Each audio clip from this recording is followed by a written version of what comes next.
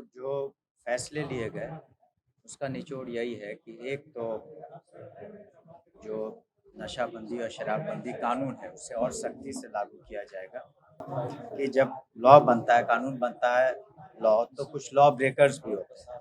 तो ये एक तरह का हमेशा जो लॉ ब्रेकर होते हैं कोशिश करते हैं, चूँकि इसमें देखते हैं कि फ़ायदे का धंधा है, तो उसमें लोग लगे हुए हैं। आज भी सारे कानून के बावजूद भी मर्डर भी होता है, चोरी भी होती है। इसका मतलब ये नहीं कि कानून दोषी है या कानून को इम्प्लीमेंट करने वाले बिल्कुल फेलियर है। कार्रवाई तभी की जाती है जब आपके किसी के विरुद्ध साक्ष्य मिलता है। ऐसी बात नहीं है कि कोई स्तर कार्रवाई कोई स्तर से मतलब रखता है। जब किसी पर साक्ष्य मिलता है तभी कार्रवाई होती है। आज जो रजिस्ट्रेशन से संबंधित 2 शिकायतें आई हैं। एक शिकायत जो काफ़ी लंबी चौड़ी है और उनका कहना है कि इसमें सही काम नहीं हुआ है। ये हम ठीक से जांच करवा लेंगे। 2 ऐसे मामले आए हैं, बाकी 2 पुलिस से संबंधित मामले थे। एक कारा जिला का था, एक नालंदा जिला का था। तो वहाँ के पुलिस अधीक्षकों को हम लोगों ने रिक्वेस्ट किया है हमने कि इनके मामले को देखें। अच्छा सर, कल बैठक हुई मद्रेसे को लेकर, क्या लगता है जो फैसले हुए हैं वो अमली जामा पहनेंगे तो रोक लगेगी जो अवैध शराब या जहरीली शराब? मेरे ख्याल से जो कल काफ़ी लंबी बैठक हुई, समीक्षा बैठक माननीय मुख्यमंत्री जी ने की।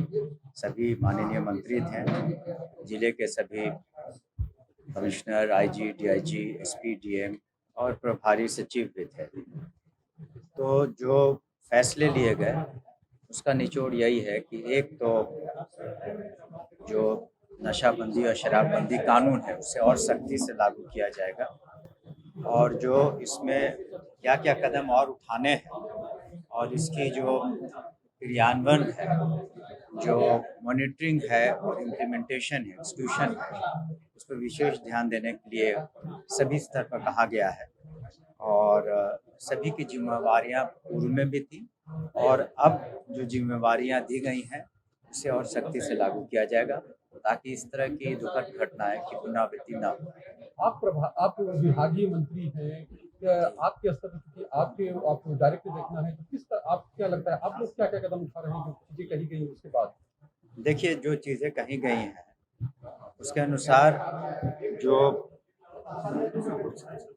डीजीपी हैं, होम सेक्रेटरी हैं, उन्हें हर अल्टरनेट डे उन्हें भी समीक्षा करनी है 2-2 जिलों की और आईजी, डीआईजी जो फील्ड में पोस्टेड हैं रेंज में उन्हें भी समीक्षा करनी है और जो मापदंड हैं, कितनी गिरफ्तारियां हुई, जब्ती हुई या ट्रायल में क्या सज़ा हुआ, कितनी गाड़ियां जब्त हुई, तो इसके जो विभिन्न प्रकार के आयाम हैं उन पर विशेष नज़र रखा जाएगा। और मेरे स्तर से भी हमने पूर्व में भी, ऐसी बात नहीं है, हमने पूर्व में भी एक्साइज डिपार्टमेंट से पदाधिकारियों से मीटिंग की है। इसके अतिरिक्त इसी के माध्यम से सभी डीएम एसपी के साथ भी मीटिंग की है और लेकिन उसके बावजूद भी जो घटना घटी है दुखद है, लेकिन स्थानीय स्तर पर जो चूक हुई है उसके लिए संबंधित पदाधिकारियों को पर कार्रवाई, अनुशासनिक कार्रवाई भी की गई है और सख्ती ज़रूर रहेगी। लेकिन एक बात और कहना चाहेंगे कि जब भी कानून बनता है, मैंने पूर्व में भी कहा है कि जब लॉ बनता है, कानून बनता है लॉ, तो कुछ लॉ ब्रेकर्स भी होते हैं। तो ये एक तरह का हमेशा जो लॉ ब्रेकर होते हैं कोशिश करते हैं, चूँकि इसमें देखते हैं कि फ़ायदे का धंधा है, तो उसमें लोग लगे हुए हैं। लेकिन हमारी सख्ती और होगी और हम समझते हैं कि इसका अंकुश ज़रूर लगेगा।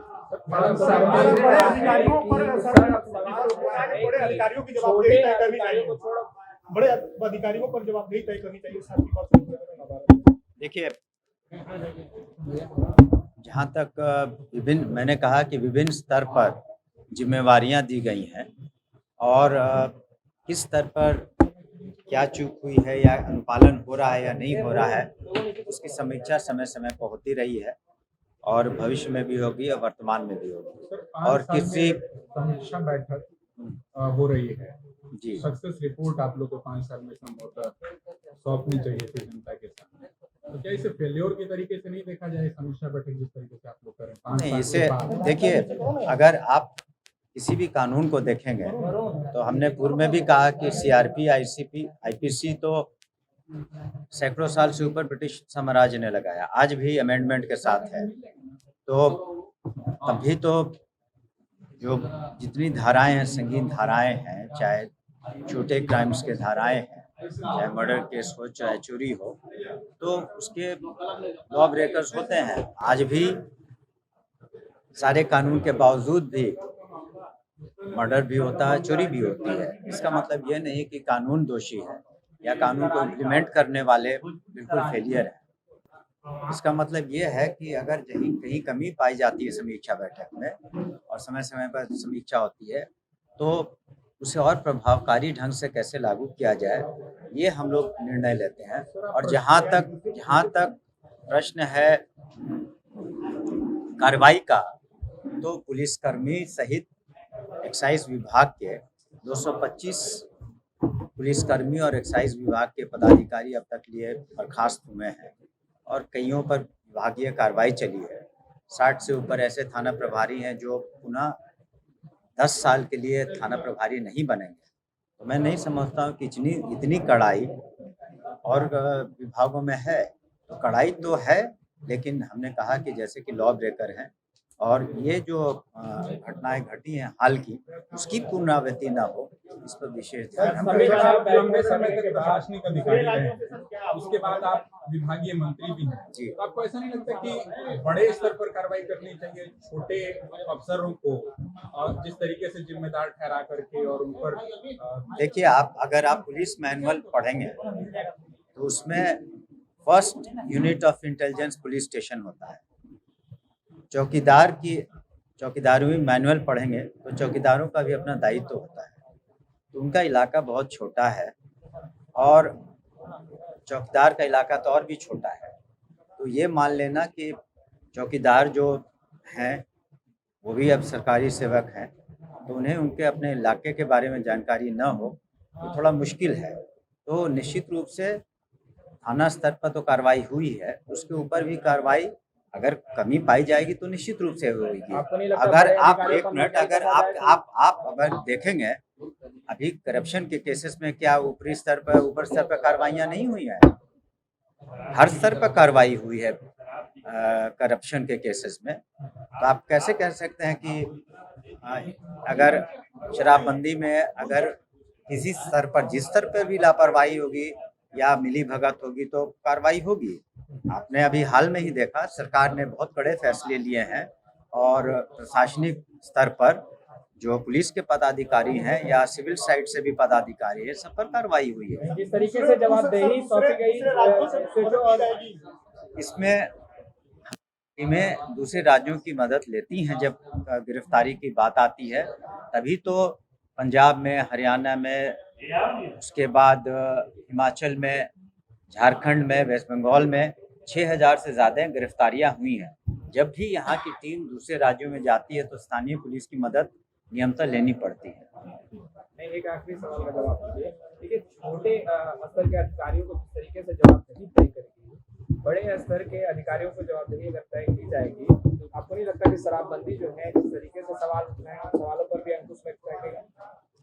आपने पूरी बातों को सुना नहीं शायद। हमने कहा, शुरू में ही कहा कि हर स्तर के पदाधिकारी की जिम्मेवारी तय की गई है, ऐसी बात नहीं है।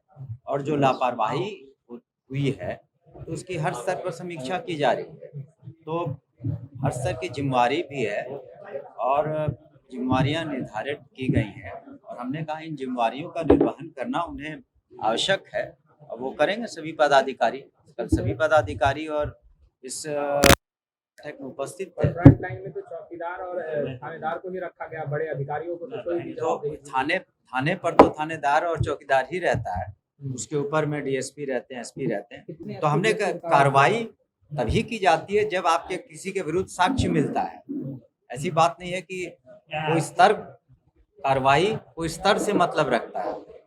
जब किसी पर साक्ष्य मिलता है तभी कार्रवाई होती है। विपक्ष कह रहा है कि जितना समीक्षा हो रहा है वो आई बात है।